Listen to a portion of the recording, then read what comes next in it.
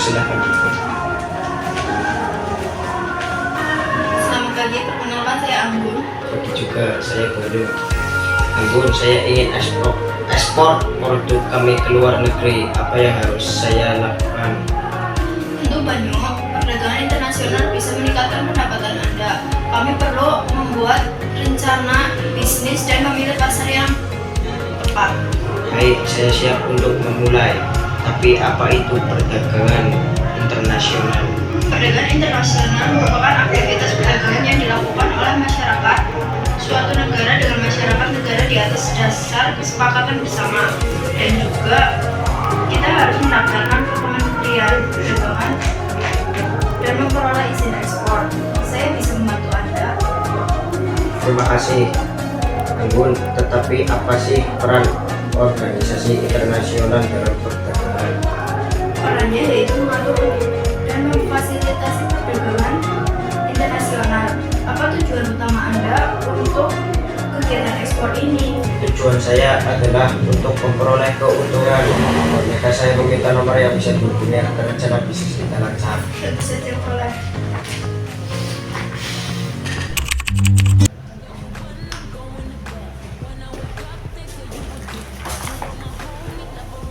Selamat pagi Alfi, senang bertemu dengan Anda. Perkenalkan, saya dari Indonesia. Selamat pagi juga Nova, salam kenal ya. Apa produk yang Anda ingin tawarkan? Kami ingin menawarkan produk batik dari Indonesia yang akan dipameran 2 Juli di Amerika. Wah, kualitasnya sangat luar biasa ya. Kami bisa membantu Anda untuk memperluas ekspor. Wah, bagaimana caranya? Kami ingin meningkatkan ekspor. Kami bisa membantu Anda dengan distribusi dan pemasaran. Apa target Anda? Kami targetkan pasar muda dan menengah atas yang mencari produk unik dan berkualitas. Wah, itu menarik. Bagaimana Anda menyikapi perdagangan internasional dengan adil dan berkelanjutan? Kami akan mengutamakan keadilan ekonomi, kesejahteraan masyarakat global, dan kelestarian lingkungan. Wah, itu menarik. Tapi saya ragu untuk melakukan ekspor. Apa aja sih faktor yang mempengaruhi ekspor? Faktor yang mempengaruhi ekspor itu ada 5, yaitu keuletan eksportif untuk menangkap peluang pasar, keadaan pasar luar negeri, kondisi sosial, ekonomi, politik, dan suatu negara, nilai tukar uang, faktor lingkungan, dan cuaca. Apa sih perbedaan perdagangan dalam negeri dan perdagangan internasional? Perdagangan dalam negeri atau nasional ada 7. 1. Kegiatan dilakukan dalam satu wilayah. 2. Pembeli atau penjual bertemu secara langsung. 3. Mata uang yang digunakan adalah sama. 4. Tidak dikenakan biaya masuk, hanya retribusi. 5. Biaya angkut lebih murah. 6. Kualitas barang yang bervariasi. Dan yang terakhir 7. Peraturan perundang-undangan yang sama atau hukum nasional. Sedangkan perdagangan ke luar negeri atau internasional ada 7 juga, yaitu 1. Kegiatan dilakukan di wilayah antar negara. 2. Pembeli atau penjual tidak berinteraksi secara langsung. Mata uang yang digunakan berbeda sehingga menggunakan devisa. 4. Dikenakan pajak atau biaya masuk. 5. Biaya angkut lebih mahal. 6. Kualitas barang harus mengikuti standar internasional. Dan yang terakhir 7. Peraturan perundang-undangan berbeda atau hukum internasional. Nah, kalau ruang lingkup perdagangan antar negara yang berkaitan dengan kegiatan ada apa aja sih? Ruang lingkup yang berkaitan dengan perdagangan antar negara itu ada 5, yaitu 1. Perpindahan barang dan jasa dari negara yang lain. 2. Perpindahan modal dari investasi asing dari luar negeri maupun dalam negeri. 3. Perpindahan tenaga kerja dari satu negara yang lain. 4. Perpindahan teknologi dengan mendirikan pabrik-pabrik di negara lain. 5. Menyampaikan informasi tentang adanya bahan baku dan pangsa pasar. Baiklah, jika begitu, semoga kerjasama ini lancar. Amin. Semoga ini menjadi langkah awal untuk menuju sukses. Hai Pak Nyo. Hai. Apakah ini balik dari Indonesia? Ya betul, kami yang dibantu oleh tim Anda untuk ikut pameran ini.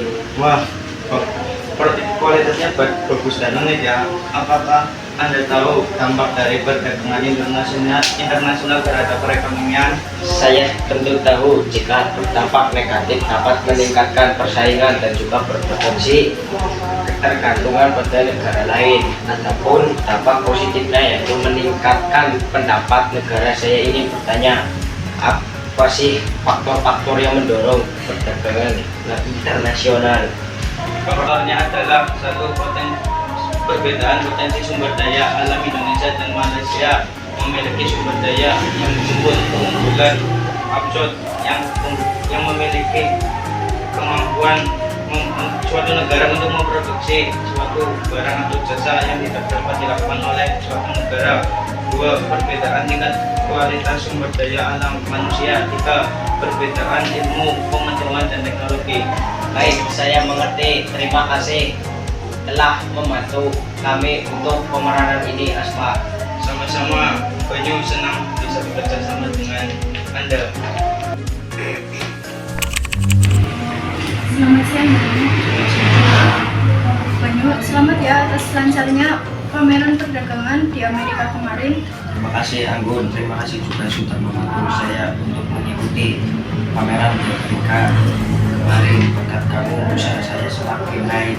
Mari kita menuju ke kantor kementerian bersama. Mari bersama menuju ke kantor kementerian.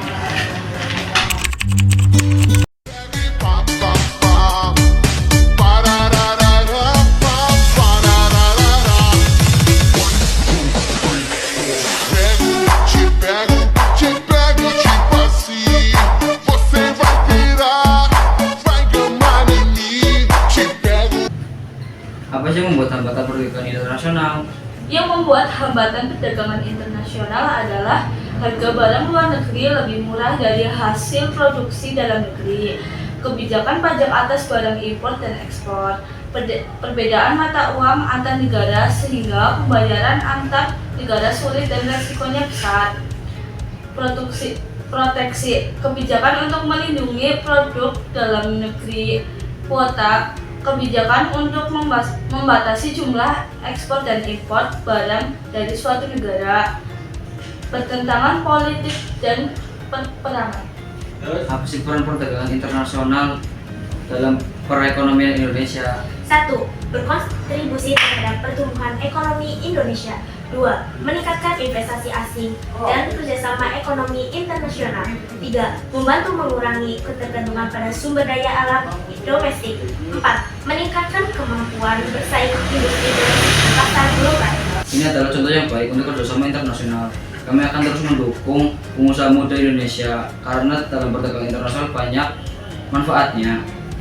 Apa sih manfaat perdagangan internasional? Manfaat perdagangan internasional yaitu setiap negara dapat memenuhi kebutuhan akan barang dan jasa.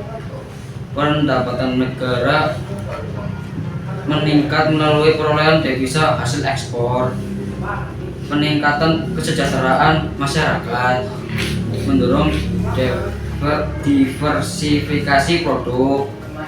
Setiap negara dapat meningkatkan hubungan persahabatan antar negara.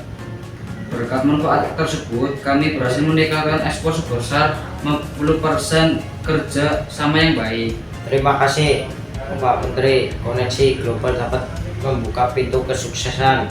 Apa sih kebijakan pemerintah untuk mendorong ekspor?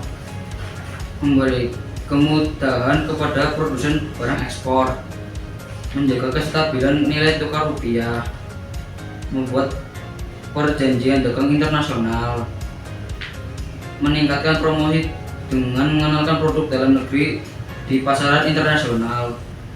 Kerjasama kami sangat sukses. Kami ingin memperluas kerjasama ini. Saya setuju, saya bisa membantu meningkatkan kualitas dan kuantitas ekspor. Terima kasih, kami akan terus berinovasi dan berkontribusi pada perekonomian Indonesia.